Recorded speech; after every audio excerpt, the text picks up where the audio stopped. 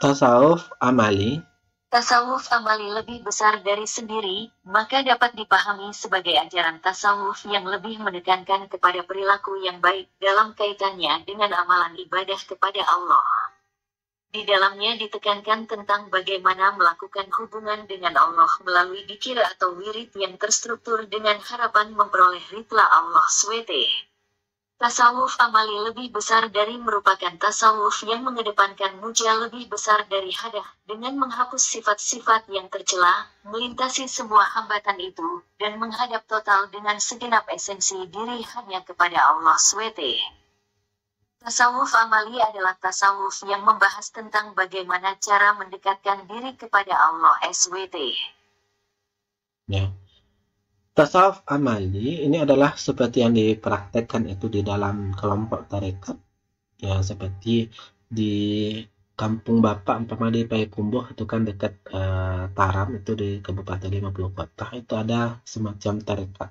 Nah, tarekat-tarekat ini kan sudah dikenal itu di Sumatera Barat ataupun di luar Sumatera Barat. Nah, ini contohnya ya, dari tasawuf amali.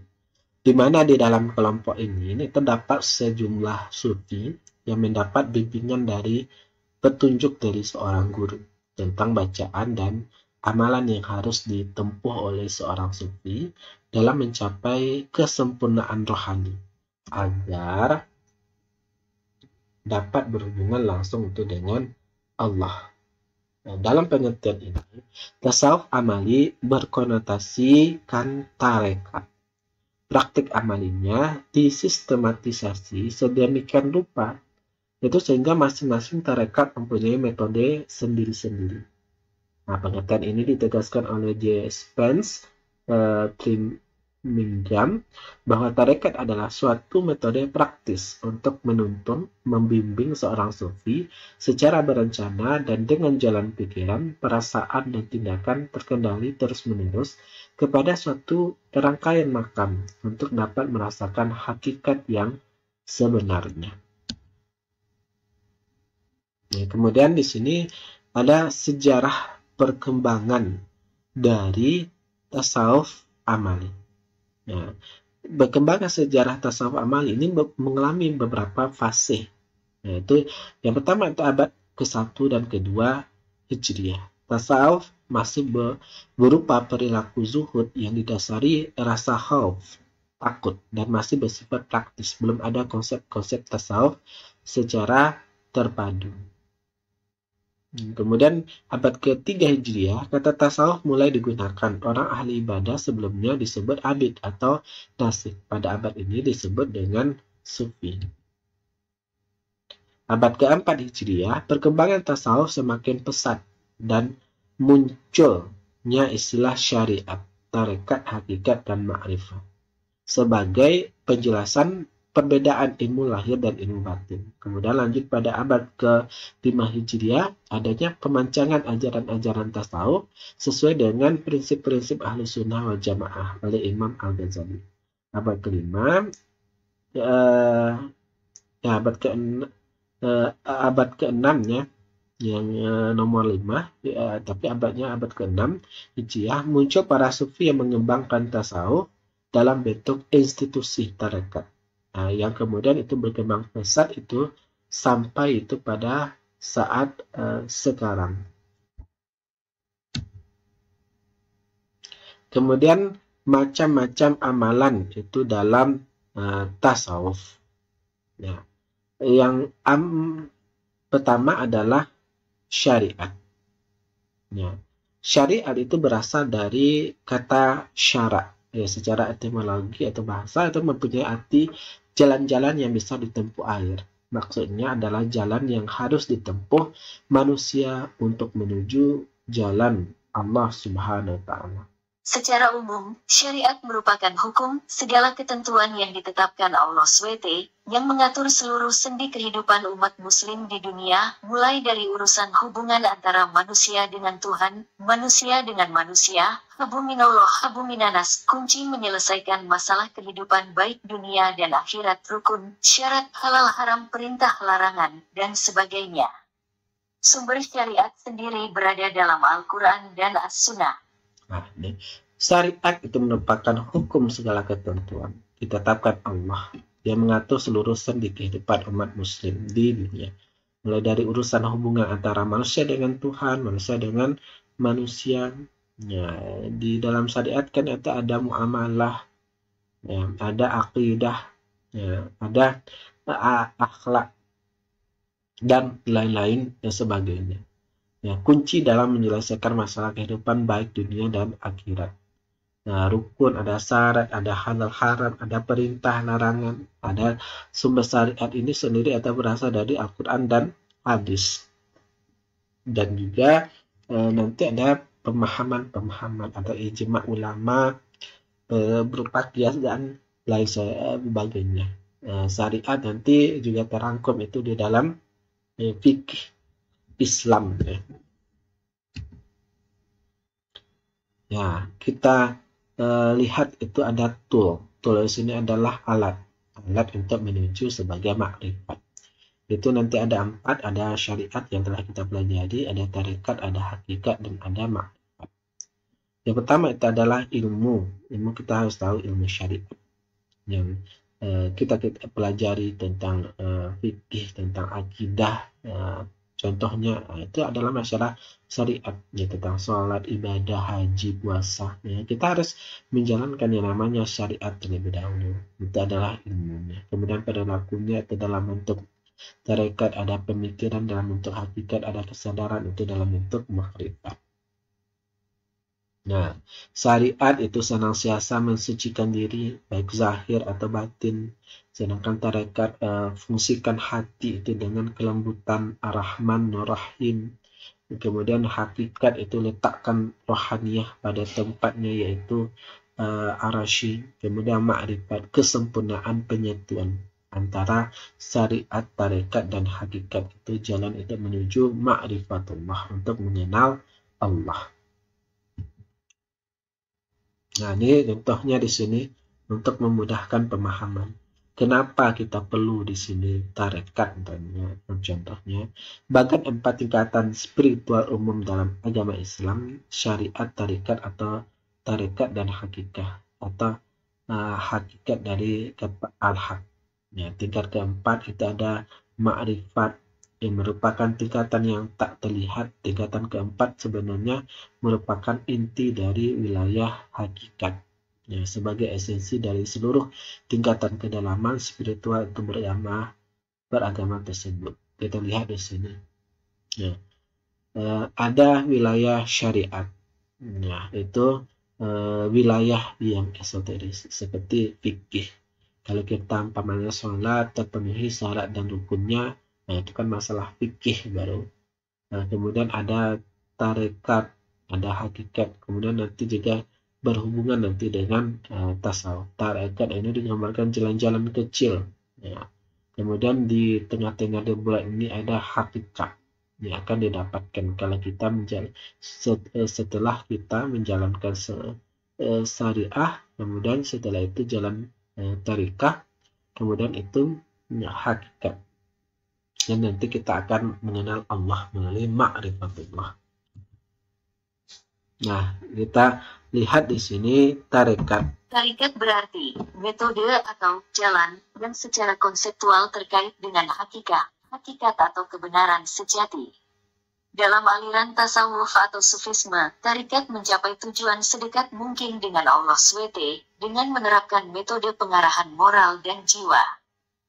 Tarekat digambarkan sebagai jalan yang berpangkal pada syariat. Jadi jalan utamanya adalah syara, sedangkan anak jalan disebut tarik. Sehingga dapat disimpulkan untuk menuju tahrik, seseorang harus melewati syara. Maksudnya, sebelum mempelajari tarekat, para sufi wajib memahami syariat terlebih dahulu, sebab syariat adalah pangkal dari suatu ibadah. Ini yang harus tarekat. Tarekatnya kan ada gambarnya tadi. Nah, ini adalah tarekat, itu jalan-jalan kecil. Tarekat ini diamalkan setelah kita menjalankan syariat. Nah, jalan utama adalah, sedangkan jalan kecil disebut tarik, sehingga dapat disimpulkan untuk menuju tarik seorang harus melewati syariat. Maksudnya, sebelum mempelajari tarekat, para sufi wajib memahami syariat terlebih dahulu, sebab syariat dalam pangkalnya adalah suatu ibadah. Maka kalau kita ingin menjalankan kehidupan tasawuf, ya terlebih dahulu harus memahami syariat, menjalankan syariat itu terlebih dahulu. Kemudian hakikat. Secara etimologi, hakikat berasal dari kata al-haq yang berarti kebenaran. Secara garis besar, hakikat merupakan ilmu yang digunakan untuk mencari suatu kebenaran sejati mengenai Tuhan. Apabila diibaratkan dengan menanam pohon, pertama kita harus menanam biji benih syariat. Kemudian kita terus menyirami hingga pohon bercabang dan tumbuh dedaunan serta buah. Pada saat ini kita mencapai tahap tarekat.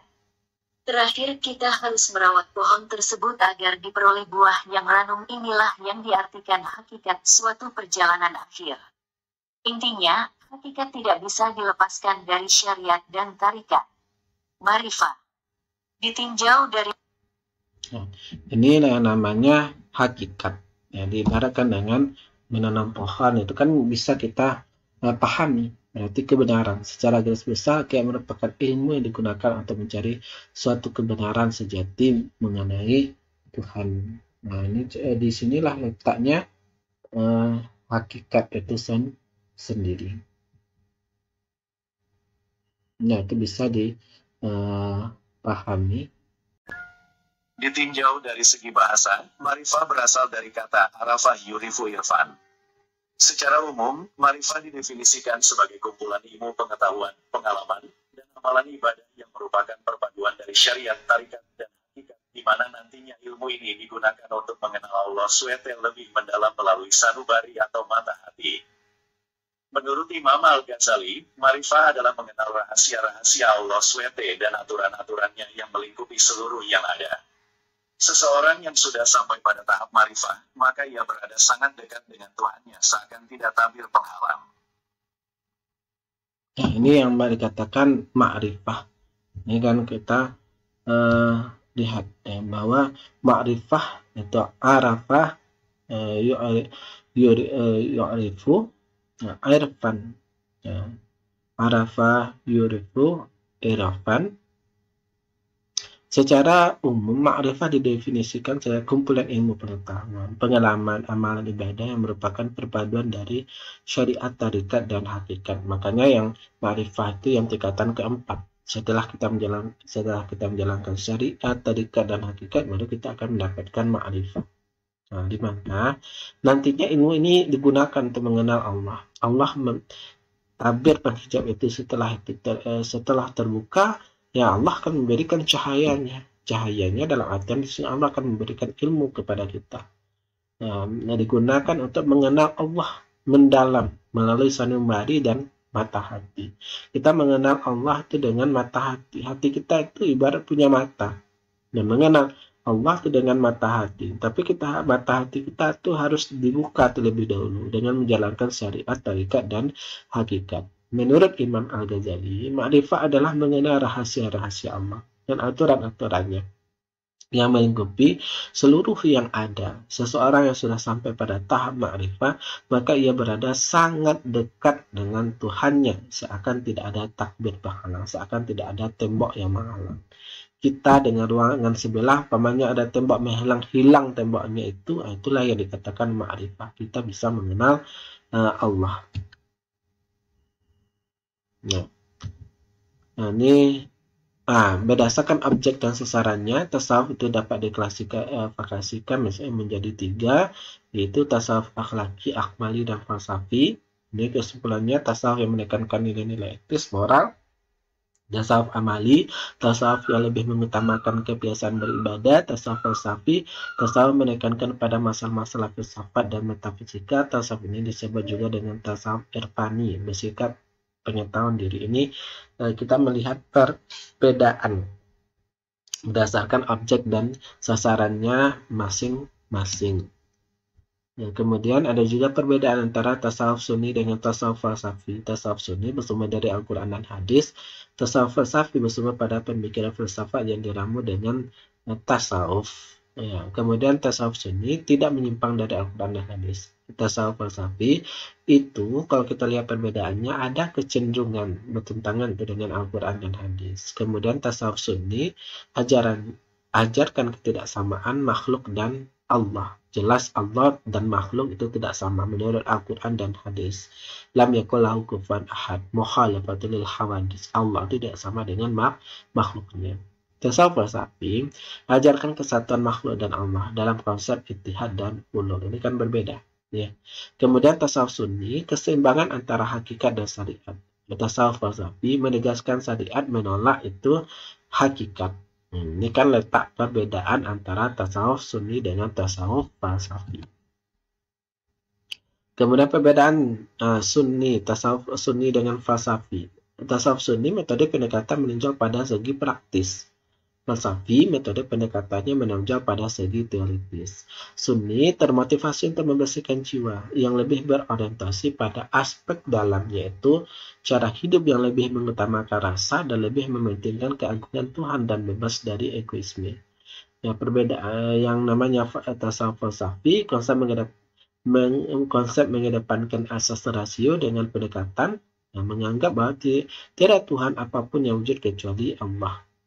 Nah, kemudian yang sunni, ajarannya benar-benar menurut Al-Quran dan Sunnah, terikat dan tidak keluar dari ajaran-ajaran syariah Islamnya. Falsafi menganggap alam semesta ini dan semua adalah Allah. Nah, ini bentuk ajaran dan metode konsep yang terdapat di masing-masing. Kalau sunni seperti ini, yang di dalamnya isinya falsafi, ini yang di dalam isinya. Titik temu tasawuf sunni dan tasawuf falsafi. Kalau melandaskan diri pada Al-Quran dan hadis dan sunnah, ya sama-sama, baik tasawuf sunni atau tasawuf falsafi, kalau lihat titik temu persamaannya, itu juga sama-sama melandaskan pada Al-Quran dan As-Sunnah. Ya. Kemudian lebih titik temunya juga lebih bersifat mengerjakan dualisme dalam hubungan antara Tuhan dan manusia. Kemudian titik temunya juga kesamaannya juga kesinambungan antara hakikat dengan syariat. Nah, itu saja. Mohon ditonton sampai selesai. Kalau ada salah dan janggal, Bapak mohon maaf dan disudahi dengan wabillahi taufiq wal hidayah. Wassalamualaikum warahmatullahi wabarakatuh.